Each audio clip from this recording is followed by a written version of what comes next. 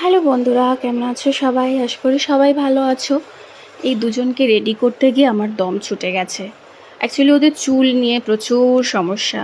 কোথাও ঘুরতে গেলে ম্যাক্সিমাম টাইমে ওদের একটা পনিটেইলই করে দিই, কিন্তু আজকে বলেছে মা একটু ডিফারেন্ট হেয়ারস্টাইল করে দিতেই হবে। আর কিছু করবার নেই, মেয়েদের আবদার। তো ওদের সাজিয়ে আমি নিজেও রেডি হয়ে বেরিয়ে পড়েছি। যাচ্ছি এক বান্ধবীর বাড়িতে, সেখানে ইনভিটেশন আছে, বগলা মায়ের পুজো।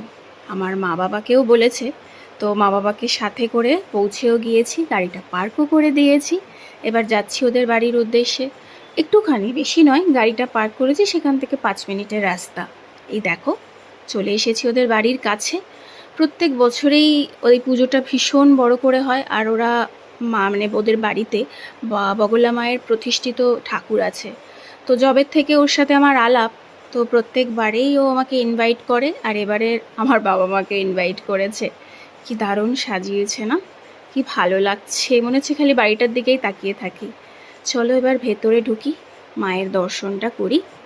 মা বাবা যাচ্ছে, আর এখানে ওর কাকু কাকিমার সাথেও দেখা হয়েছে, কথা বলছিলাম। কি সুন্দর লাগছে দেখতে।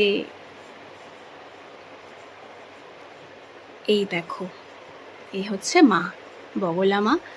এই সাইডে মা কালী আছে, আর এই সাইডে গণেশ আছে। আর এই মা কালীর ছবি তোমাদের আমি দেখিয়েছিলাম আগের কয়েকটা ব্লগে, যে কত সুন্দর আমি শাড়ি বানিয়ে দিয়েছি, আর তোমরা অনেক ভালোবাসা দিয়েছো। এই যে আমার আরেক বান্ধবী, যে আমার অনেক আগেই চলে এসেছে, আসবেই না কেন, আমার বাড়ির মানে আমার বাড়ি সরি, ওদের বাড়ির কাছেই থাকে। আর এই যে 4 বন্ধু একসাথে হয়েছে, একটা কি কোইন্সিডেন্স দেখো, প্রত্যেকের মাথায় একই ধরনের ক্লিপ, সেটাতে ওরা ভীষণ আনন্দ। আমি ওদের ফটো তো তুলছিলাম, ভিডিও করছিলাম, মানে আমরা কেউ কাউকে বলিনি মাথার ক্লিপগুলো এরকম বেঁধে আসবে। তো 4 জনের একই রকম ক্লিপ দেখে ভীষণ আনন্দ, ভীষণ মজা পেয়েছে।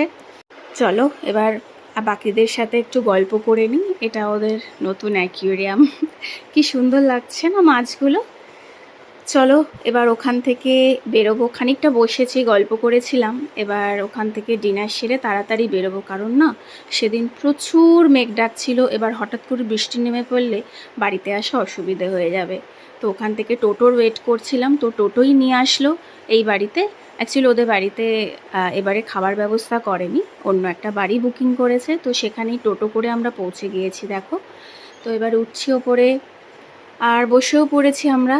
এদিকে এই যে হলুদ চুড়িদার পরা, ওর বাড়িতে পুজো, আর আমরা বসে পড়েছি এদিকে, আমি আমার বান্ধবী। এদিকে এই যে আমার মা বাবা এবং আমার 2 মেয়েকে নিয়ে অন্য টেবিলে বসেছে।